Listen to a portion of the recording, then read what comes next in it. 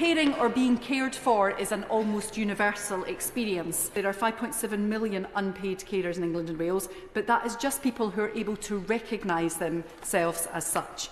Carers UK research in 2022 estimated the number of unpaid carers as up to 10.6 million people. The economic value of unpaid care is £162 billion per year in England and Wales, £13.1 billion in Scotland and £5.8 billion in Northern Ireland. Unpaid carers are significantly more likely to be in poverty than the rest of the population.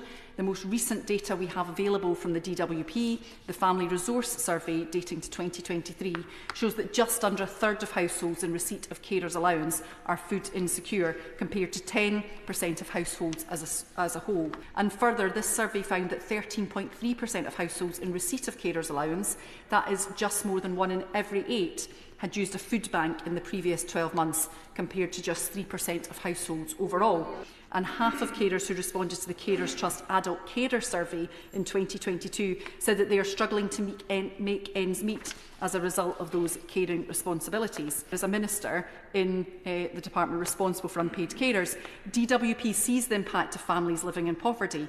The Treasury is in charge of the overall picture, but actually it's the Department for Business and Trade which has responsibility for employment practices. And I want to highlight that need, which the government previously recognised, of the need for cross-government working in relation to supporting unpaid carers.